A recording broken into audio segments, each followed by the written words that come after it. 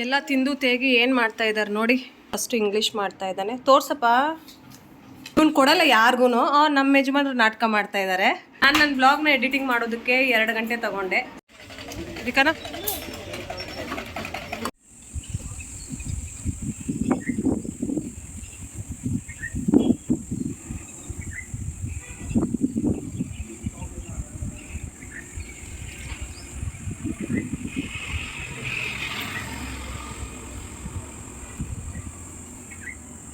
Hi, ನಮಸ್ಕಾರ ಎಲ್ರಿಗೂ. Welcome back to Bharathi core Kannada vlogs. ಹೇಗಿದ್ದೀರಾ ತಾವೆಲ್ಲ? ಚೆನ್ನಾಗಿದ್ದೀರಾ ಅಂತ ಅಂದ್ಕೊಂಡಿದ್ದೀನಿ. ನಾನು ತುಂಬ ಚೆನ್ನಾಗಿದ್ದೀನಿ. ದೇವ್ರ ಕೃಪೆಯಿಂದ, ತಮ್ಮೆಲ್ಲರ ಆಶೀರ್ವಾದದಿಂದ ಇವತ್ತಿನ ಈ ಪರ್ಟಿಕ್ಯುಲರ್ ವ್ಲಾಗಲ್ಲಿ ನನ್ನ ಸಿಂಪಲ್ ಲೈಫ್ ಸ್ಟೈಲನ್ನು ತೋರಿಸುತ್ತಾ ಕೆಲವು ಪ್ರಶ್ನೆಗಳಿಗೆ ಉತ್ತರನ ಕೊಡ್ತೀನಿ. ಹಲವಾರು ಜನ ಕೇಳ್ತಾ ಇದ್ದಾರೆ, ನಂದು ಮತ್ತು ನಮ್ಮ ಪೇರೆಂಟ್ಸ್ದು ರ್ಯಾಪೋ ಯಾವ ಥರ ಇದೆ, ನಾನು ಅವ್ರ ಜೊತೆ ಮಾತಾಡ್ತೀನಾ ಇಲ್ವಾ, ಇಲ್ಲಾಂದರೆ ಸಮ್ಮರ್ ಹಾಲಿಡೇಸಲ್ಲಿ ನಾನು ಅವ್ರ ಮನೆಗೆ ಬರ್ತೀನಾ ಇಲ್ವಾ, ಅವರು ನಮ್ಮ ಮನೆಗೆ ಬಂದಿದ್ದಾರಾ ಇಲ್ವಾ, ಹೆಂಗೆ ಎತ್ತ ಅಂತ ಕೇಳಿದ್ದಾರೆ. ಸೊ ಅದಕ್ಕೆಲ್ಲನೂ ಈ ಒಂದು ಪರ್ಟಿಕ್ಯುಲರ್ ವ್ಲಾಗಲ್ಲಿ ಉತ್ತರ ಕೊಡ್ತೀನಿ. ಅದಕ್ಕಿಂತ ಮುಂಚೆ ಈ ಒಂದು ಪರ್ಟಿಕ್ಯುಲರ್ ಕ್ಲಿಪ್ಸಲ್ಲಿ ಏನೇನು ನಡೀತಾ ಇದೆ ಅದರ ಬಗ್ಗೆ ವಿಸ್ತಾರವಾಗಿ ಹೇಳ್ತೀನಿ. ನಿನ್ನೆ ನಮ್ಮ ಯಜಮಾನ್ರು ಕೆಲಸದಿಂದ ಬರೋವಾಗ ಈ ತರಕಾರಿಗಳನ್ನೆಲ್ಲ ತೊಗೊಂಡು ಬಂದಿದ್ದರು. ಆವಾಗ ಸ್ವಲ್ಪ ನಾನು ಟಯರ್ಡ್ ಆಗಿಬಿಟ್ಟಿದ್ದೆ, ಲೇಝಿ ಆಗಿಬಿಟ್ಟಿದ್ದೇನೆ ಅಂತ ಹೇಳ್ಬೋದು. ಡಿನ್ನರ್ ತಿಂದಮೇಲೆ ನನಗೆ ಏನೇ ಕೆಲಸ ಮಾಡೋದಕ್ಕೂ ಇಷ್ಟ ಆಗಲ್ಲ. ಸೊ ಅದರಿಂದ ಈ ತರಕಾರಿಗಳನ್ನೆಲ್ಲ ಸೈಡಲ್ಲಿ ಇಟ್ಬಿಟ್ಟಿದ್ದೆ. ಇವಾಗ ಬೆಳಗ್ಗೆ ಆ್ಯಸ್ ಯೂಶ್ವಲ್ ಎದ್ದಿದ್ದೀನಿ. ಸಮ್ಮರ್ ಹಾಲಿಡೇಸ್ ಮಕ್ಕಳದು ಶುರು ಆದ್ರೂ ಸಹ ಇವತ್ತು 7 ಗಂಟೆಗಳನ್ನು ಎದ್ಬಿಟ್ಟಿದ್ದೀನಿ.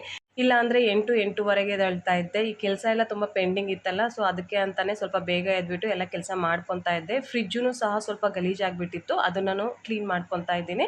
ನಾನು ಯಾವಾಗ ಫ್ರಿಜ್ನ ಕ್ಲೀನ್ ಮಾಡಿದ್ರೂ ಇದೇ ಥರನೇ ಎಲ್ಲ ಕಂಪಾರ್ಟ್ಮೆಂಟ್ಸ್ನು ತೆಗೆದು ತೊಳೆದು ಡ್ರೈ ಮಾಡಿ ಆಮೇಲೆ ಅಸೆಂಬಲ್ ಮಾಡ್ಕೊತೀನಿ. ಬಟ್ಟೆಯಲ್ಲೆಲ್ಲ ನಾನು ಕ್ಲೀನ್ ಮಾಡೋಕ್ಕೆ ಹೋಗಲ್ಲ, ನನಗೆ ಅದು ಕ್ಲೀನ್ ಆಗಿದ್ದ ಥರನೇ ಅನಿಸಲ್ಲ. ಸೊ ಅದಕ್ಕೆ ನಾನು ಈ ಥರ ವಾಶ್ ಮಾಡಿಬಿಟ್ಟು ಆಮೇಲೆ ಅಸೆಂಬಲ್ ಮಾಡ್ಕೊತೀನಿ.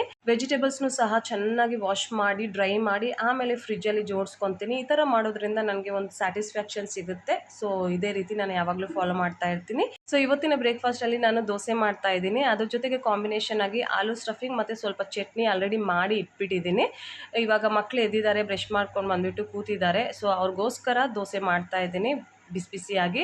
ನಮ್ಮ ಯಜಮಾನ್ರು ಸ್ವಲ್ಪ ಲೇಟಾಗಿ ತಿಂತಾರೆ, ಯಾಕಂದರೆ ಬೆಳಗ್ಗೆಯಿಂದನೇ ಅವ್ರು ಸ್ವಲ್ಪ ಬ್ಯುಸಿ ಆಗಿಬಿಟ್ಟಿದ್ದಾರೆ ಕಾಲ್ಸಲ್ಲಿ. ಅವರು ಮನೇಲಿ ಇದ್ರೂ ಸಹ ಕಾಲ್ಸಲ್ಲಿ 24/7 ಬ್ಯುಸಿಯಾಗಿರ್ತಾರೆ. ಒಂದು ಕಾಲನ್ನು ಸಹ ಅವ್ರು ಮಿಸ್ ಮಾಡಲ್ಲ. ಸೊ ಅದು ನನಗೆ ಒಂಥರ ಇರಿಟೇಟ್ ಥರ ಆಗಿಬಿಡುತ್ತೆ. ನೀವು ವ್ಲಾಗ್ಸಲ್ಲಿ ಅಬ್ಸರ್ವ್ ಮಾಡಿ, ಯಾವಾಗ ಅವ್ರು ಊಟ ಮಾಡ್ತಿದ್ರು ಸಹ ಫೋನ್ ಮಾತ್ರ ಕೈಯಲ್ಲಿ ಇದ್ದೇ ಇರುತ್ತೆ. ಏನಾದರೂ ಒಂದು ಮಾತಾಡ್ತಾ ಇರ್ತಾರೆ, ಇಲ್ಲಾಂದರೆ ಏನಾದರೂ ಒಂದು ಚೆಕ್ ಮಾಡ್ತಾ ಇರ್ತಾರೆ. ಫ್ರೀಯಾಗಂತೂ ಅವರು ಕುತ್ಕೊಂಡು ಊಟನೂ ಸಹ ಮಾಡಲ್ಲ. ಸೊ ಆ ಥರ ನಮ್ಮ ಯಜಮಾನ್ರದ್ದು ಬ್ಯುಸಿ ಲೈಫ್ ಸ್ಟೈಲ್ ಅಂತ ಹೇಳ್ಬೋದು. ನಾನು ಬೈತಾ ಇರ್ತೀನಿ, ಅಟ್ಲೀಸ್ಟ್ ಊಟ ಮಾಡೋವಾಗಾದ್ರೂ ಫೋನ್ ಸೈಡಲ್ಲಿ ಇಟ್ಬಿಟ್ಟು ಸೈಲೆಂಟ್ ಮೋಡಲ್ಲಿ ಇಟ್ಬಿಟ್ಟು ಆಮೇಲೆ ಊಟ ಮಾಡು ಅಂತ ಹೇಳಿಬಿಟ್ಟು. ಬಟ್ ಅವ್ರು ನನ್ನ ಮಾತಿಗೆ ವ್ಯಾಲ್ಯೂನೇ ಕೊಡಲ್ಲ ಅಂತ ಹೇಳ್ಬೋದು. ನಾನು ಅವ್ರನ್ನ ಇಗ್ನೋರೇ ಮಾಡಿಬಿಡ್ತೀನಿ. ಒಂದೊಂದು ಸಲ ಕೋಪ ಬಂದಾಗ ಬಿಡಲ್ಲ, ಹಿಂದೆ ಬಿದ್ದುಬಿಡ್ತೀನಿ. ಸೊ ಇವಾಗ ನಿಮ್ಮ ಪ್ರಶ್ನೆಗಳಿಗೆ ಉತ್ತರ ಕೊಡ್ತೀನಿ. ನಾನು ನಮ್ಮ ತವರು ಮನೆಗೆ ಬರ್ತೀನಾ ಇಲ್ವಾ, ನಮ್ಮ ಪೇರೆಂಟ್ ಜೊತೆ ನಂದು ರಿಲೇಷನ್ಶಿಪ್ ಯಾವ ಥರ ಇದೆ, ಅವ್ರು ನಮ್ಮ ಮನೆಗೆ ಬರ್ತಾರಾ ಇಲ್ವಾ ಅಂತ ನಿಮಗೆ ತಿಳಿಸ್ಕೊಡ್ತೀನಿ. ಎವ್ರಿ ಇಯರ್ ಸಮ್ಮರ್ ಹಾಲಿಡೇಸಲ್ಲಿ ನಾನು ನಮ್ಮ ತಾಯಿ ಮನೆಗೆ ಬಂದೇ ಬರ್ತೀನಿ. ತಪ್ಪದಿರ ಬಂದೇ ಬರ್ತೀನಿ. ಎಷ್ಟೇ ಕಷ್ಟ ಇದ್ರೂ ಸಹ ಸಾಲ ಸೋಲ ಮಾಡಿಬಿಟ್ಟು ಬಂದೇ ಬರ್ತೀನಿ. ಸೊ ಬಂದಿಲ್ಲ ಅಂದರೆ ನನಗೆ ಒಂದು ಸ್ಯಾಟಿಸ್ಫ್ಯಾಕ್ಷನ್ ಸಿಗಲ್ಲ. ನಾನು ಒಂಥರ ಇಲ್ಲಿ ಇದ್ದು ಒಂಥರ ಅದು ಹೇಳೋಕ್ಕಾಗಲ್ಲ, ಕೊರ್ಗೋಗ್ಬಿಡ್ತೀನಿ. ಅಲ್ಲಿಗೆ ಬಂದಾಗ ಸ್ವಲ್ಪ ಚೆನ್ನಾಗಿರುತ್ತೆ, ಮೈಂಡೂ ಫ್ರೆಶ್ ಆಗುತ್ತೆ. ಎಲ್ಲದಕ್ಕಿಂತ ಹೆಚ್ಚಾಗಿ ನಮ್ಮಮ್ಮ ಬಿಸಿ ಬಿಸಿಯಾಗಿ 3 ಟೈಮ್ ಅಡುಗೆ ಮಾಡಿ ಇಟ್ಬಿಡ್ತಾರೆ. ತಿನ್ನು ಅಂತ ಹಾಕಿ ಕೊಡ್ತಾ ಇರ್ತಾರೆ. ನಾನು ಕುತ್ಕೊಂಡು ಚೆನ್ನಾಗಿ ಬ್ಯಾಟಿಂಗ್ ಮಾಡ್ತೀನಿ. ಒಂದೊಂದ್ಸಲ ನಾನು 4 ಟೈಮೂ ಸಹ ತಿಂತೀನಿ ಒಂದು ದಿನದಲ್ಲಿ. ಒಂದೊಂದ್ಸಲ 5 ಟೈಮೂ ಸಹ ತಿಂತೀನಿ. ರಾತ್ರಿ ಮಲ್ಗೋಕ್ಕೂ ಮುಂಚೆ ನಮ್ಮಮ್ಮ ಏನಾದರೂ ಅನ್ನ ಮಿಕ್ಕೋಗಿದ್ರೆ, ಸಾರು ಮಿಕ್ಕೋಗಿದ್ರೆ ನನಗೆ ಹೇಳ್ತಾರೆ. ಖಾಲಿ ಮಾಡಿಬಿಡ್ತೀನಿ ಅಂತ ಅವ್ರಿಗೆ ಗೊತ್ತಿರುತ್ತೆ. ಸೊ ಅದಕ್ಕೆ ನನಗೆ ಹೇಳ್ತಾರೆ, ಸ್ವಲ್ಪ ಮಿಕ್ಕಿದೆ ತಿಂದ್ಬಿಡು ಅಂತ ಹೇಳ್ಬಿಟ್ಟು. ಸೊ ಅದನ್ನು ನಾನು ತಿಂದ್ಬಿಡ್ತೀನಿ. ಸೊ ಈ ರೀತಿ ನಾನು ಅಡುಗೆ ಮಾಡ್ದಿರಾನೆ ಹೊಟ್ಟೆ ತುಂಬ ಊಟ ಮಾಡ್ತೀನಿ. ಅದರಲ್ಲಿರೋ ಸುಖ ಬೇರೆ ಯಾವ್ದ್ರಲ್ಲೂ ಇಲ್ಲ ಅಂತ ಹೇಳ್ಬೋದು. ಸೊ ಹಾಗೆ ಈ ವರ್ಷನೂ ನಾವು ಬೆಂಗಳೂರಿಗೆ ಬರೋದಕ್ಕೆ ಪ್ಲಾನ್ ಮಾಡ್ತಾ ಇದ್ದೀವಿ. ಮನೆಯಲ್ಲಿ ಡಿಸ್ಕಷನ್ಸ್ ನಡೀತಾ ಇದೆ. ಮಕ್ಕಳಿಗೆ ರಜಾ ಶುರು ಆಗೋದಕ್ಕೆ ಮುಂಚೆಯಿಂದನೂ ಮಕ್ಕಳು ನಮ್ಮ ಹಿಂದೆ ಬಿದ್ದುಬಿಟ್ಟಿದ್ದಾರೆ. ಯಾವಾಗ ಹೋಗ್ತೀವಿ, ಯಾವ ಡೇಟಲ್ಲಿ ಹೋಗ್ತೀವಿ, ಅವರು ಕ್ವಶನ್ಸ್ ಕೇಳ್ತಾನೆ ಇರ್ತಾರೆ. ಅದಕ್ಕೆ ಉತ್ತರ ಕೊಡೋದು ಡಿಫಿಕಲ್ಟ್ ಆಗಿಬಿಡುತ್ತೆ, ಯಾಕಂದರೆ ನಾವು ದುಡ್ಡನ್ನು ಸಹ ರೆಡಿ ಮಾಡ್ಕೋಬೇಕಲ್ವ. ಈ ವರ್ಷ ನನಗೆ ಸ್ವಲ್ಪ ಡಿಫಿಕಲ್ಟ್ ಆಗಿಬಿಟ್ಟಿದೆ ದುಡ್ಡನ್ನು ಅರೇಂಜ್ ಮಾಡೋದು. ಯಾಕಂದರೆ ನಾನು ಯಾವಾಗಲೂ ಚೀಟಿ ಹಾಕ್ಬಿಟ್ಟು ಚೀಟಿ ದುಡ್ಡನ್ನು ತೆಗೆದು ಬೆಂಗಳೂರಿಗೆ ಬರೋದು.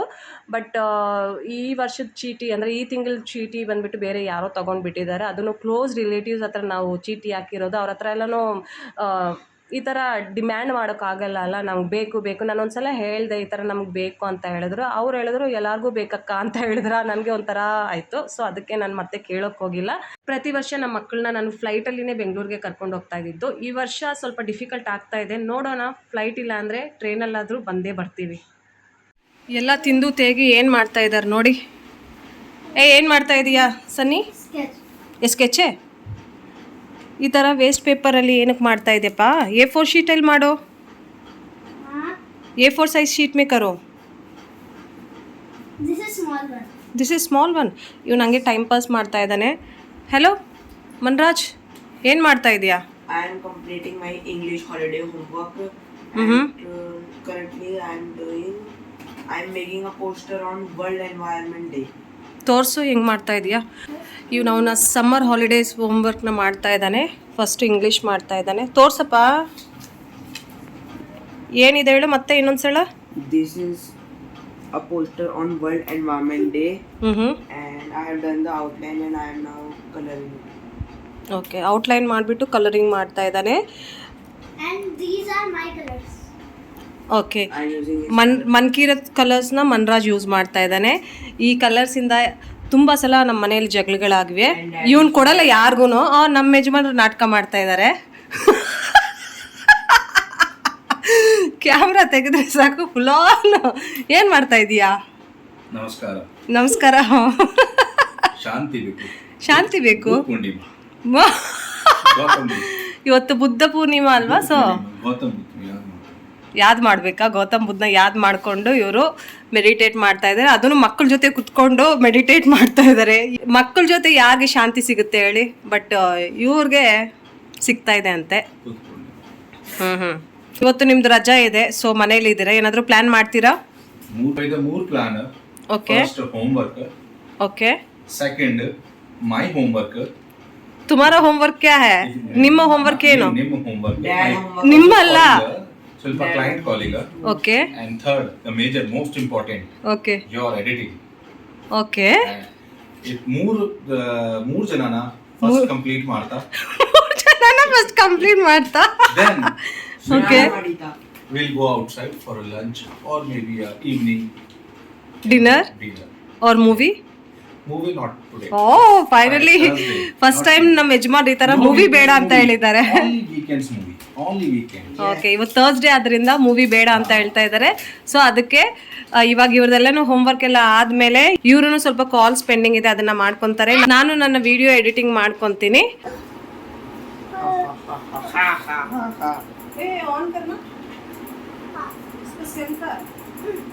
ಸೊ ನನ್ನ ಬ್ಲಾಗ್ನ ಎಡಿಟಿಂಗ್ ಮಾಡೋದಕ್ಕೆ ಆಲ್ಮೋಸ್ಟ್ 2 ಗಂಟೆ ತಗೊಂಡೆ. ಅವಾಗ ಮಕ್ಳು ಅವ್ರು ಹೋಮ್ವರ್ಕ್ ಮಾಡ್ಕೊಂಡು ಸ್ವಲ್ಪ ಹೊತ್ತು TV ನೋಡ್ತಾ ಇದ್ರು. ನಮ್ಮ ಯಜಮಾನ್ರು ಗೊರ್ಕೆ ಹೊಡಿತಾ ಇದ್ರಂತೆ. ನಮ್ಮ ಮಕ್ಳು ಹೇಳ್ತಾ ಇದ್ರು, ಅಮ್ಮ ನೀವು ಹೋಗಿದ್ದೆ ತಡ ರೂಮಲ್ಲಿ ವಾಯ್ಸ್ ಓವರ್ ಕೊಡೋದಕ್ಕೆ, ಅಪ್ಪ ಮಲ್ಕೊಂಡ್ಬಿಟ್ರು ಅಂತ ಹೇಳಿದ್ರ. ನನಗೆ ಒಂಥರ ಕೋಪ ಬಂತು. ನಾನು 2 ಗಂಟೆ ತಗೊಂಡೆ, ಅದ್ರ ಮೇಲೆ ನನಗೆ ಬೇಜಾರಿಲ್ಲ. ನಮ್ಮ ಮಕ್ಕಳಿಗೆ ಹಸಿವಾಗ್ತಾ ಇತ್ತು, ಲಂಚ್ ಟೈಮೂ ಸಹ ಆಗೋಗ್ಬಿಟ್ಟಿತ್ತು. ಅವ್ರಿಗೇನು ಕೊಟ್ಟಿಲ್ಲ, ಸರ್ವ್ ಮಾಡಿಲ್ಲ ಅಂತ ಹೇಳ್ಬಿಟ್ಟು ನನಗೆ ಕೋಪ ಬಂತು. ನಮ್ಮ ಯಜಮಾನ್ರು ಹಂಗೆ ಮಾಡೋದು, ಯೋಚನೆ ಮಾಡಲ್ಲ. ಲಂಚ್ ಟೈಮ್ ಆಗಿಬಿಟ್ಟಿದೆ, ಮಕ್ಳಿಗೆ ಹಸಿವಾಗುತ್ತೆ ಅಂತ ಹೇಳ್ಬಿಟ್ಟು. ದೋಸೆ ಇಟ್ಟಿತ್ತು, ಸ್ಟಫಿಂಗ್ ಇತ್ತು, ಚಟ್ನಿ ಇತ್ತು, ಎಲ್ಲ ಇತ್ತು. ಅವ್ರಿಗೆ ದೋಸೆ ಮಾಡೋದಕ್ಕೂ ಬರಲ್ಲ. ನಾನು ಬೈತಾ ಇರ್ತೀನಿ, ದೊಡ್ಡ ದೊಡ್ಡ ಮಾತುಗಳೆಲ್ಲ ಮಾತಾಡ್ತೀಯಾ, ನಿನಗೆ ಬೇಸಿಕ್ ಮನೆಯಲ್ಲಿ ಯಾವ ಥರ ಮ್ಯಾನೇಜ್ ಮಾಡೋದು ಅದೇ ಗೊತ್ತೇ ಇಲ್ಲ ಅಂತ ಹೇಳೋದಕ್ಕೆ ಸುಮ್ಮನೆ ಆಗಿಬಿಟ್ರು. ಆಮೇಲೆ ನಾನೇ ಎಲ್ಲಾನು ಇವ್ರಿಗೆ ಮಾಡಿ ತಿನ್ನಿಸಿ ಆಮೇಲೆ ರೆಡಿ ಆಗಿ ಇವಾಗ ನಾವು ವೆಯ್ಟ್ ಚೆಕ್ ಮಾಡ್ತಾ ಇದ್ದೀವಿ. ನಂದು ಬಾಡಿ ವೆಯ್ಟ್ ಬಂದ್ಬಿಟ್ಟು 58 ಇದೆ ಈಗ ಸದ್ಯಕ್ಕೆ. 3 ತಿಂಗಳು ಮುಂಚೆ 62 ಇದ್ದೆ. ಇವಾಗ 4 kg ಕಡಿಮೆ ಆಗಿಬಿಟ್ಟಿದ್ದೀನಿ. ನಮ್ಮ ಯಜಮಾನ್ರು 99 kg ಇದ್ದಾರೆ. ನನ್ನ ಚಿಕ್ಕ ಮಗ 21 kg ಇದ್ದಾನೆ. ನನ್ನ ದೊಡ್ಡ ಮಗ 45 kg ಇದ್ದಾನೆ. ಎಲ್ಲರದು ಓಕೆ. ನಾನು ಸ್ವಲ್ಪ ವೀಕ್ ಆಗಿಬಿಟ್ಟಿದ್ದೀನಿ ಅಂತ ನನಗನ್ಸುತ್ತೆ. ಮತ್ತು ಚಿಕ್ಕವನು ಹಾಲೇನು ಕುಡಿಯಲ್ಲ ಅಲ್ಲ, ಅದಕ್ಕೆ 21 ಮೇಂಟೈನ್ ಮಾಡ್ತಾ ಇದ್ದಾನೆ ವೆಯ್ಟ್ ಅವನದು. ಇವಾಗ 7 ವರ್ಷಕ್ಕೆ ಅವನಿಗೆ ಅಟ್ಲೀಸ್ಟ್ 23-24 ಇರಬೇಕು. ಅವ್ನು 21 ಇದ್ದಾನೆ. ಸ್ವಲ್ಪ ಬನಾನಾ, ಎಗ್ಗು, ಶೇಕು ಮತ್ತು ಹಾಲು ಅದೆಲ್ಲ ಕುಡಿದ್ರೆ ವೆಯ್ಟ್ ಹೆಚ್ಚಾಗುತ್ತೆ. ಇವಾಗ ಬಿಸಿಲು ಬೇರೆ ತುಂಬ ಆಗಿಬಿಟ್ಟಿದೆ ಅಲ್ಲ, ಬಿಸಿಲಲ್ಲಿ ಮಕ್ಕಳಿಗೆ ಅಷ್ಟು ತಿನ್ನೋದಕ್ಕೆ ಇಷ್ಟನೂ ಆಗಲ್ಲ. ಸೊ ಅದರಿಂದ ಸ್ವಲ್ಪ ವೆಯ್ಟ್ ಅವನದು ಹಂಗೆ ಇದೆ. ದೊಡ್ಡವನು ಚೆನ್ನಾಗಿ ತಿಂತಾನೆ, ಬಿಸಿಲಿರಲಿ ಮಳೆ ಇರಲಿ ಚಳಿ ಇರಲಿ ಎಲ್ಲನೂ ಹಂಗೆ ತಿನ್ನೋದು ಬೇಕು. ನಮ್ಮ ಯಜಮಾನ್ರ ಥರನೇ ಅವನು. ಎಷ್ಟು ಸಣ್ಣ ಆಗಿಬಿಟ್ಟಿದ್ದೀನಂದರೆ ಏನೂ ಗೊತ್ತಿಲ್ಲ. ಇದು ಸ್ವಲ್ಪ ಲೂಸ್ ಆಗಿಬಿಟ್ಟಿದೆ ಟಾಪ್, ಅಷ್ಟು ಸ್ವಲ್ಪ ಟೈಟ್ ಆಗಿತ್ತು. ಎಲ್ಲಾನು ಲೂಸ್ ಆಗಿಬಿಟ್ಟಿದೆ. ಚಲೋ ಯಾರ್ ಮಧ್ಯಾಹ್ನ ಎಲ್ಲಿಗಾದ್ರೂ ಕರ್ಕೊಂಡು ಹೋಗ್ತೀನಿ ಅಂತ ಹೇಳ್ಬಿಟ್ಟು ರಾತ್ರಿ ಆಗ್ಬಿಟ್ಟಿದೆ. ಇವಾಗ ಮಧ್ಯಾಹ್ನ ಆಗ್ತಾ ಇದೆಯಾ? ಟೈಮ್ ಎಷ್ಟು? ಹಾ 7 o'clock ಈವ್ನಿಂಗ್ ಅಲ್ಲಿ ಇವಾಗ ಆಚೆ ಹೋಗ್ತಾ ಇದೀವಿ. ನಾನು ನನ್ನ ಬ್ಲಾಗ್ನ ಎಡಿಟಿಂಗ್ ಮಾಡೋದಕ್ಕೆ 2 ಗಂಟೆ ತಗೊಂಡೆ. ಸೊ ಅದಕ್ಕೆ ಲೇಟ್ ಆಯಿತು. ಇವ್ರಿಗೆ ಮತ್ತೆ ಮಧ್ಯಾಹ್ನ ಮಾಡಿ ತಿನ್ನಿಸಿ ತೊಳೆದು ಸ್ನಾನ ಮಾಡಿಸಿ ರೆಡಿಯಾಗಿ 7 ಗಂಟೆ ಆಗಿಬಿಡ್ತು ಸಾಯಂಕಾಲ. ಸೊ ಇವಾಗ ಹೋಗ್ತಾ ಇದ್ದೀವಿ ಆಚೆ ಕಡೆ, ಏನಾದರೂ ತಿನ್ಕೊಂಡು ಬರ್ತೀವಿ. ಸೊ ಇವಾಗ ಇನ್ನೊಂದು ಪ್ರಶ್ನೆಗೆ ಉತ್ತರ ಕೊಡ್ತೀನಿ. ನಮ್ಮ ಪೇರೆಂಟ್ಸು ನನ್ನ ಹತ್ರ ಬರ್ತಾರಾ ಇಲ್ವಾ ಅಂತ ಕೇಳಿದ್ದಾರೆ. ಸೊ ಅದಕ್ಕೆ ಒಂದು ಸಲನೂ ಬಂದಿಲ್ಲ ಅಂತ ಹೇಳ್ತೀನಿ. ನಾನು ಎಷ್ಟು ರಿಕ್ವೆಸ್ಟ್ ಮಾಡ್ತೀನಿ ಗೊತ್ತಾ, ಬನ್ನಿ ಬನ್ನಿ ಬನ್ನಿ ಅಂತ. ಬಟ್ ನಮ್ಮ ಪೇರೆಂಟ್ಸ್ಗೆ ಆಸೆನೇ ಇಲ್ಲ, ಮಗಳೇ ಹಿಂಗಿದ್ದಾಳೆ, ಯಾವ ಥರ ಇದ್ದಾಳೆ, ಹೋಗಿ ನೋಡೋಣ, ಒಂದು ಸ್ವಲ್ಪ ದಿನ ಇದ್ದು ಬರೋಣ ಅಂತ ಹೇಳ್ಬಿಟ್ಟು ಆ ಥರ ಆಸೆನೇ ಇಲ್ಲ. ನಾನು ಒಂದು 3 ವರ್ಷದ ಮುಂಚೆ ನಮ್ಮ ಅಮ್ಮನಿಗೂ ಫ್ಲೈಟ್ ಟಿಕೆಟ್ ಎಲ್ಲ ಬುಕ್ ಮಾಡಿದ್ದೆ. ಬಟ್ ಆ ಅಮ್ಮ ಲಾಸ್ಟಲ್ಲಿ ಬರಲ್ಲ ಅಂತ ಹೇಳಿದ್ರು. ಅವರು ಒಂದು ರೀಸನ್ ಕೊಡ್ತಾರೆ, ನಮ್ಮ ಅಪ್ಪನ ಯಾರು ನೋಡ್ಕೊತಾರೆ ಅಂತ ಹೇಳ್ಬಿಟ್ಟು. ಅವ್ರಿಗೆ ಸ್ವಲ್ಪ ಏಜ್ ಆಗಿದೆ, ಕಾಲು ನೋವು ಸಹ ಇದೆ. ಅದಕ್ಕೆ ಇಬ್ಬರು ಬನ್ನಿ ಅಂತ ರಿಕ್ವೆಸ್ಟ್ ಮಾಡಿದಾಗ ನಮ್ಮ ತಂದೆ ಬರಲ್ಲ ಅಂತ ಆಟ ಇಟ್ಕೊಂಡು ಬಿಡ್ತಾರೆ. ಅವ್ರಿಗೆ ಭಾಷೆ ಪ್ರಾಬ್ಲಮ್ ಅಂತೆ, ಮತ್ತು ಕಾಲು ನೋವು ಅಂತೆ. ಬೆಂಗಳೂರಲ್ಲಿ ತೋರಿಸಿದ್ರೇ ಅವ್ರಿಗೆ ಚೆನ್ನಾಗೋಗೋದಂತೆ. ಈ ಕಡೆ ಎಲ್ಲನೂ ಏನೂ ಸರಿಯಾಗಲ್ಲ ಅಂತ ಹೇಳ್ಬಿಟ್ಟು ಅವ್ರದ್ದು ಒಂಥರ ಮೆಂಟಲಿ ಫಿಕ್ಸ್ಡ್ ಆಗಿಬಿಟ್ಟಿದ್ದಾರೆ. ಸೊ ಅದಕ್ಕೆ ಅವ್ರು ಬರಲ್ಲ ಅಂತ ಆಟ ಇಟ್ಕೊತಾರೆ. ಅವರಿಂದ ನಮ್ಮ ಅಮ್ಮನೂ ಬಂದಿಲ್ಲ. ನನ್ನ ತಮ್ಮ ಡೆಲ್ಲಿಯಲ್ಲಿರುವಾಗ 2 ಸಲ ಬಂದಿದ್ದ. ಈ ಮನೆಗೆ ಬಂದಮೇಲೆ 1 ಸಲನೂ ಬಂದಿಲ್ಲ. ಅವನು ಬಂದ್ರೂ ಸಹ 1 ದಿನ ಇಲ್ಲಾಂದರೆ 2 ದಿನ ಮ್ಯಾಕ್ಸಿಮಮ್. ಅದಾದಮೇಲೆ ಹೋಗ್ತೀನಿ ಅಂತ ಆಟ ಇಟ್ಕೊಂಡು ಬಿಡ್ತಾನೆ. ಮತ್ತು ನಮ್ಮ ಅಕ್ಕನೂ ಸಹ ಡೆಲ್ಲಿಯಲ್ಲಿರುವಾಗ ಒಂದೇ 1 ದಿನಕ್ಕೆ ಮಾತ್ರ ಬಂದಿದ್ದರು. ಅದನ್ನು ನಮ್ಮ ಮನೆಗೆ ಅಂತ ಪರ್ಟಿಕ್ಯುಲರ್ ಆಗಿ ಬಂದಿರಲಿಲ್ಲ. ಅವರು ಕಾಶ್ಮೀರ್ಗೆ ಅಂತ ಬಂದಿದ್ದರು. ಅಲ್ಲಿಂದ ಅವ್ರು ಚೆನ್ನೈಗೆ ಹೋಗೋದಕ್ಕೆ ಮುಂಚೆ ಒಂದೇ 1 ದಿನ ಮಾತ್ರ ನನ್ನ ಹತ್ರ ಸ್ಟೇ ಮಾಡಿಬಿಟ್ಟು ಹೋಗಿದ್ದಾರೆ. ನಾನು ಕರೀತಾ ಇರ್ತೀನಿ ಬನ್ನಿ ಬನ್ನಿ ಬನ್ನಿ ಅಂತ ಹೇಳ್ಬಿಟ್ಟು, ಯಾರೂ ಬರಲ್ಲ. ಅವ್ರ ಹತ್ರ ದುಡ್ಡಿದೆ, ಎಲ್ಲನೂ ಸೆಟಲ್ ಆಗಿದ್ದಾರೆ, ಚೆನ್ನಾಗಿದ್ದಾರೆ. ನಾನು ಇನ್ನೂ ಸ್ಟ್ರಗಲ್ ಮಾಡ್ತಾ ಇದ್ದೀನಿ.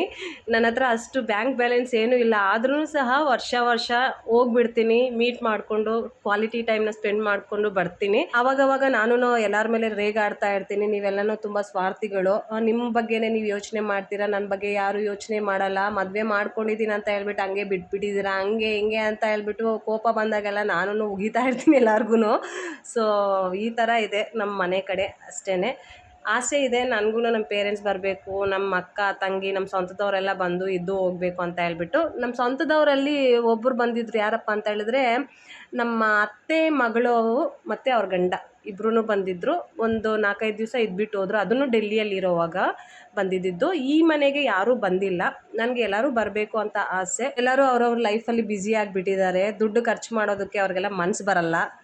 ನಾನು ದುಡ್ಡು ಇಲ್ಲದೆ ಇದ್ರೂ ಖರ್ಚು ಮಾಡಿಕೊಂಡು ಹೋಗ್ತೀನಿ. ಸೊ ಇಷ್ಟೇ. ಐ ಹೋಪ್ ನಿಮಗೆ ಅಂಡರ್ಸ್ಟ್ಯಾಂಡ್ ಆಗಿದೆ ಅಂತ ಅನಿಸುತ್ತೆ. ಸೊ ಇವಾಗ ನಾವು ಮನೆ ಹತ್ರ ಇರೋ ಮಾರ್ಕೆಟ್ಗೆ ಬಂದಿದ್ದೀವಿ. ಹತ್ರ ಅಂದರೆ ಒಂದು 2-3 ಕಿಲೋಮೀಟರ್ ಹತ್ರ ಇಲ್ಲ, ಒಂದು 8 ಕಿಲೋಮೀಟರ್ ದೂರ ಇರೋ ಮಾರ್ಕೆಟ್ಗೆ ಬಂದಿದ್ದೀವಿ. ಇಲ್ಲಿ ಬಂದುಬಿಟ್ಟು ಒಂದೊಂದು ಸೆಕ್ಟರಲ್ಲಿ ಒಂದೊಂದು ಮಾರ್ಕೆಟ್ ಇರುತ್ತೆ.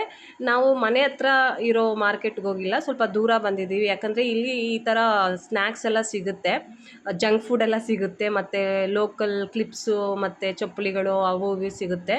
ಸುಮ್ಮನೆ ಹಂಗೆ ಶಾಪಿಂಗ್ ಮಾಡ್ಕೊಂಡು ಹೋಗೋಣ ಅಂತ ಬಂದ್ವಿ. ಮತ್ತು ಇದೆಲ್ಲ ತಿನ್ನಬೇಕು ಅಂತ ಮಕ್ಕಳು ಹೇಳ್ತಾಯಿದ್ರು. ಮಕ್ಕಳು ಮನೇಲಿ ಮಾಡೋ ತಿಂಡಿಗಳನ್ನ ತಿಂದು ಬೋರ್ ಆಗಿಬಿಡ್ತಾರೆ. ಸೊ ಅವಾಗವಾಗ ಈ ಥರ ಚೀಟ್ ಡೇ ಮಾಡಿಬಿಟ್ಟು ಅವ್ರಿಗೆ ಏನು ಇಷ್ಟನೋ ಅದೆಲ್ಲ ತಿನ್ನಿಸಿದ್ರೆ ಅವರು ಖುಷಿ ಪಡ್ತಾರೆ ಅಂತ ಹೇಳ್ಬೋದು. ಅವ್ರ ಜೊತೆ ನಾವು ಸ್ವಲ್ಪ ಖುಷಿ ಪಡ್ಕೊತೀವಿ. ಅಯ್ಯೋ ಅಡುಗೆ ಮಾಡೋದಿರಲ್ಲ ಅಲ್ವಾ, ಇದೆಲ್ಲ ತಿಂದ್ಬಿಟ್ಟು ಹೋದ್ಮೇಲೆ ಮನೆಗೆ ಹೋಗ್ಬಿಟ್ರೆ ಅಡುಗೆ ಮಾಡೋದಿರಲ್ಲ. ಸೊ ಅದೊಂದು ದೊಡ್ಡ ಖುಷಿ ನನಗೆ. ಸ್ವಲ್ಪ ಇಲ್ಲೇ ಕುತ್ಕೊಂಡು ತಿಂದ್ವಿ, ಸ್ವಲ್ಪ ಮನೆಗೆ ಅಂತ ಪ್ಯಾಕ್ ಮಾಡಿಸ್ಕೊಂಡ್ವಿ. ತುಂಬ ಅಂದರೆ ತುಂಬ ಶೆಕೆ ಆಗ್ತಾಯಿತ್ತು. ಅದಕ್ಕೆ ಮಕ್ಕಳು ಹೇಳ್ತಾಯಿದ್ರು, ಅಮ್ಮ ಮನೆಗೆ ಹೋಗ್ಬಿಟ್ಟು ತಿನ್ನೋಣ ಅಂತ ಹೇಳ್ಬಿಟ್ಟು. ಸೊ ಅದಕ್ಕೆ ಅಂತ ಪ್ಯಾಕ್ ಮಾಡಿಸ್ಕೊಂಡ್ವಿ. ಅದಾದ ನಂತರ ಇಲ್ಲಿ ಲೋಕಲ್ ವೆಂಡರ್ಸ್ ಇರ್ತಾರಲ್ಲ, ಅವ್ರು ಬಂದುಬಿಟ್ಟು ಬೆಡ್ಶೀಟ್ಸ್ನ ಸೇಲ್ ಮಾಡ್ತಾರೆ. ತುಂಬ ಅಂದರೆ ತುಂಬ ರೀಸನೇಬಲ್ ಪ್ರೈಸಲ್ಲಿ 350 ರುಪೀಸ್ಗೆ ಡಬಲ್ ಬೆಡ್ಶೀಟು. ಕ್ವಾಲಿಟಿ ಮಾತ್ರ ತುಂಬ ಅಂದರೆ ತುಂಬ ಸಖತ್ತಾಗಿರುತ್ತೆ. ಅದು ನೆಕ್ಸ್ಟ್ ಬ್ಲಾಗಲ್ಲಿ ನಿಮಗೆ ತೋರಿಸ್ತೀನಿ ಯಾವ ಥರ ಇದೆ ಅದ್ರದ್ದು ಕ್ವಾಲಿಟಿ ಅಂತ ಹೇಳ್ಬಿಟ್ಟು. ಸೊ ಅದನ್ನು ಒಂದನ್ನು ಪರ್ಚೇಸ್ ಮಾಡ್ತಾಯಿದ್ವಿ. ಇಲ್ಲಿಗೆ ಬಂದಾಗೆಲ್ಲನೂ ನಾವು ಒಂದೊಂದು ಬೆಡ್ಶೀಟ್ಸ್ನ ತೊಗೊಂಡು ಹೋಗ್ತೀನಿ. ನನಗೆ ಬೆಡ್ಶೀಟ್ಸು ಕರ್ಟನ್ಸ್ ಅಂದರೆ ತುಂಬ ಇಷ್ಟ. ಇವಾಗ ಕರ್ಟನ್ಸ್ನ ಅಷ್ಟು ಶಾಪಿಂಗ್ ಮಾಡ್ತಾಯಿಲ್ಲ. ಫಸ್ಟೆಲ್ಲನೂ ನಾನು ತುಂಬ ಕರ್ಟನ್ಸ್ನ ಶಾಪ್ ಮಾಡ್ತಾಯಿದ್ದೆ.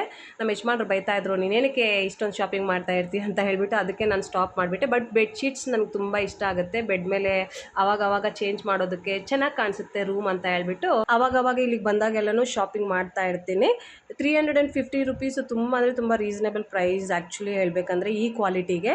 ಆನ್ಲೈನಲ್ಲಿ ಇದೇ ಕ್ವಾಲಿಟಿದು ಇದೇ ಸೈಜ್ ಬೆಡ್ಶೀಟು 600 ಇಲ್ಲಾಂದರೆ 700 ರುಪೀಸ್ ಕೋಟ್ ಮಾಡ್ತಾರೆ. ಸೊ ಇಲ್ಲಿ ಬಂದುಬಿಟ್ಟು 350 ರುಪೀಸ್ಗೆ ಕೊಡ್ತಾರೆ ಅಂತ ಹೇಳ್ಬಿಟ್ಟು ನಾನು ಇವ್ರಿಗೆ ನಮ್ಮ ಯಜಮಾನ್ರಿಗೆ ಇನ್ಸಿಸ್ಟ್ ಮಾಡ್ತಾ ಇರ್ತೀನಿ, ತಗೋ ತಗೋ ತಗೋ ಅಂತ ಹೇಳ್ಬಿಟ್ಟು.